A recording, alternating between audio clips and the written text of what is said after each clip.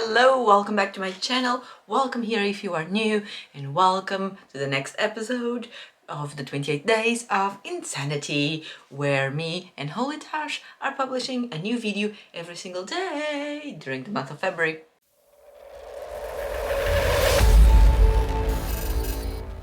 For today's video, we are going to test our hearts, our emotional fragilities, our feelings, the romantic side of our hearts, which most of the time is non-existent, and we're going to try and find it.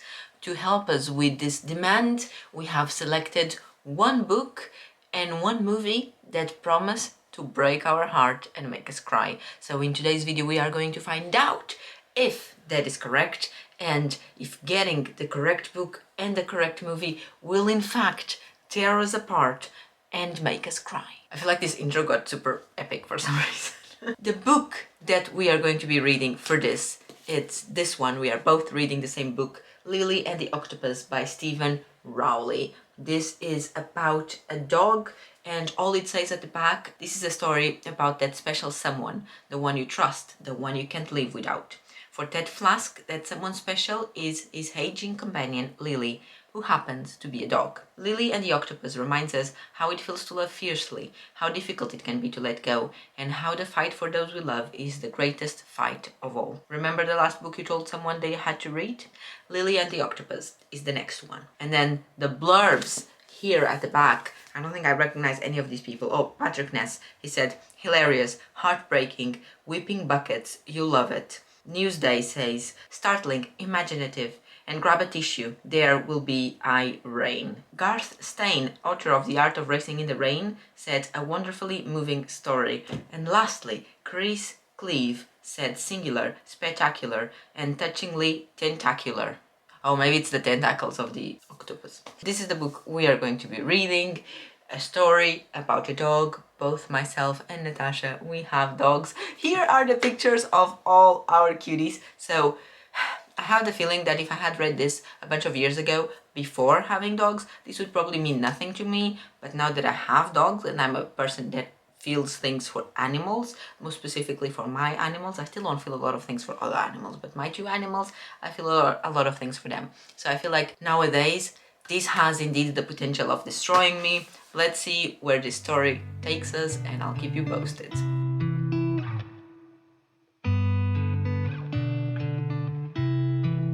She said I won't be back in a while, don't wait. Already packed her bags, called the cab, made space. And she said I won't answer if you call me when you're lonely. I guess I let her go, never mind, it's too late. But I can't believe I let you slip.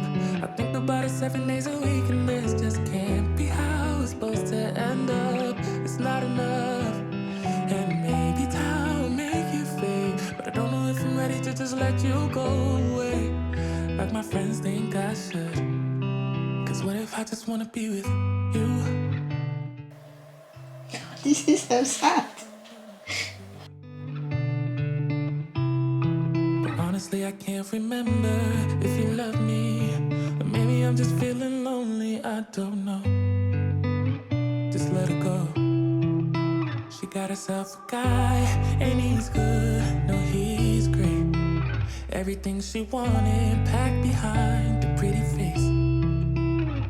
But I kinda hope he breaks her heart into little pieces and let me pick them all back up and put them back together.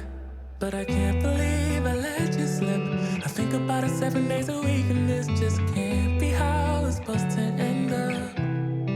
Cause what if you should really be with me? I wonder what the hell you didn't see. But honestly, I can't remember if I loved you, but it feels like I did when I think about you now.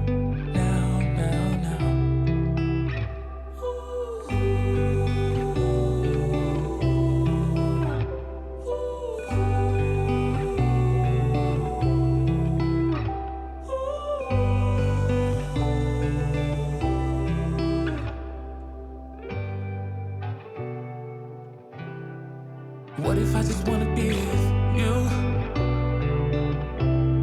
Oh, I don't know what the Natasha is also reading this book, and she sent me a picture of her face covered in tears. So I sent her one as well. Oh, this is hilarious. just let it go. But what if you should really be with me? I wonder what the hell you didn't see. Honestly, I can't remember if I loved you, but it feels like I do when I think about you now. This book has destroyed my heart in so many different little ways. It has made me laugh, but not like a deep laugh, more like a thankful laugh. And when I was reading certain periods of the story, I would of course picture myself with my own dogs living those things.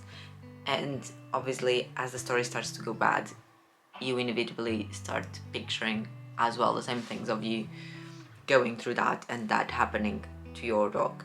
And it's heartbreaking. It's not a book for everyone if you don't have dogs, or maybe if you have cats or something, but if you don't have a pet that you consider that is part of the family, I don't think you're gonna feel it. You're gonna probably understand how other people could feel it, but you're not gonna feel anything for yourself. And that's what I thought it would happen to me if I had read this a bunch of years ago. But if you do have a dear to your heart pet, then be prepared. This was one of the books that made me cry the hardest in my entire life. The whole thing, there's so many quotes that I loved, and it's a great experience. I really love this book.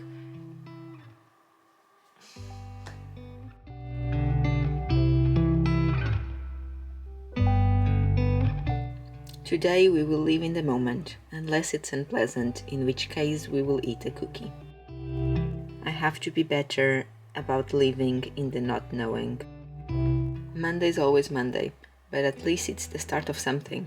Wednesday is hump day, Thursday's almost Friday, and Friday brings the weekend, but Tuesday's nada. I let her sniff. There will be no yanking her by the neck. She can have all the time in the world, and I will forgive myself for the mistakes I've made, for the times I got so angry, for the times I've acted hatefully.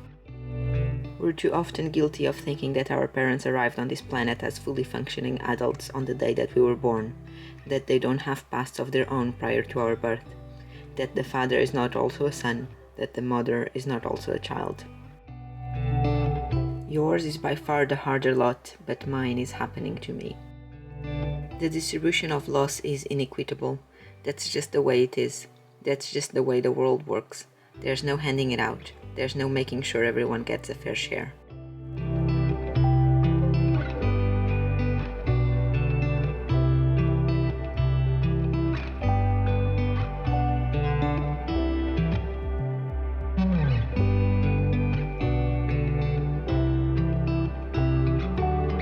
The next step on our adventure to find out if our hearts are indeed made out of stone or not is that we are going to watch a movie. I think I mentioned this already.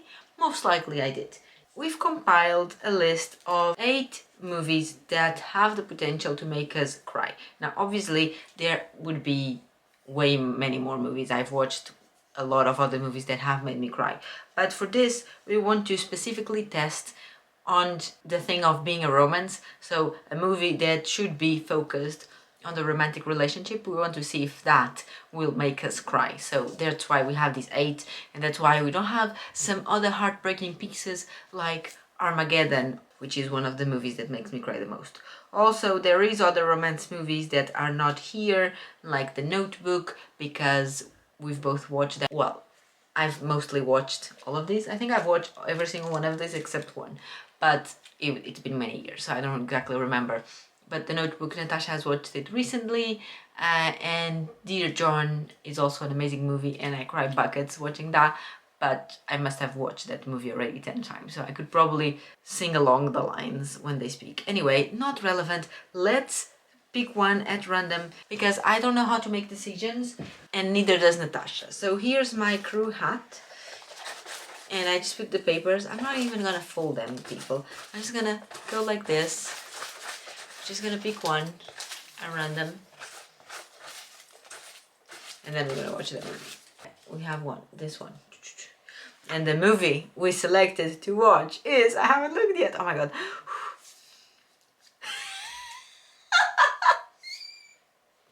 Irreplaceable You. The reason why I'm crying is because yesterday we had actually decided on watching this one, and today, 5 minutes ago, I was like, I'm not sure if that's the exact movie we want to watch, because I'm not sure if it's too focused on the relationship or it's mostly on the things that are happening to one of the characters. So, you know, maybe we would end up crying for the wrong reasons, not because of the relationship, but whatever, the gods have spoken. Irreplaceable You. This movie is on Netflix if you want to watch it. I'm not gonna tell you what it's about, even though it's on the trailer and it's also on the description of the movie, and I've watched it a bunch of years ago. But in case you want to go completely blind into this and test yourself as well, it's on Netflix. I'm gonna watch it and let's see what happens from here. I know that I've watched it a bunch of years ago. I do not remember if I cried. If I had a good day, tell Sam. If I had a crappy day, complain about it with Sam. See, sometimes it's not so bad to have someone plan for you a tiny bit. So if you'll allow me, just a few words of advice. Mom, Please try to stop worrying. Have a little and fun have once in a little more while. fun. And keep up with the support group. Maybe there's someone there for you. Benji, continue to help Sam with his game, but please don't ever leave him at a bar late at night again. We all know how that ends. And on that note of us crying, both of us, it was a success. We now know that we do have feelings sometimes, not very often, but every now and then it was a success. So, yes. What do I even say? I already spoke about the book. It's great, it's amazing, it's gorgeous. Go and read it. The movie, it's nothing special, don't get me wrong, but it is sad if you go read the synopsis. Did I even tell you anything about the movie? I don't know. If I did, editing Manganet, just fast forward everything I'm gonna say after now. But it's about this woman that gets diagnosed with some form of cancer in her uterus or ovaries. I think it's the uterus. And she starts going for chemo and all that, and it doesn't work, and she dies. And this is not a spoiler, because the first scene of the movie is literally her headstone at the cemetery and the guy going to visit her, and he has her name and the dates there and everything. So it's clearly her, no doubt, in our mind. And then we just go back a few months, years, I don't know, and we start following their story on how that happened and how their relationship also evolved with learning that new information about her disease. And man, it's just so sad. It just really makes you think how you spend your entire life with this person and then these things happen and the universe robs you of that person. I don't want to think about it because I'm very emotional, and I don't want to think about it. Go watch the movie. It's on Netflix. It's nothing special, but it's heartbreaking. But like, not a properly sobbing, horrendous, well written story with amazing plots. Heartbreaking. Just your average heartbreak that you can have on a random Tuesday, if you know what I mean.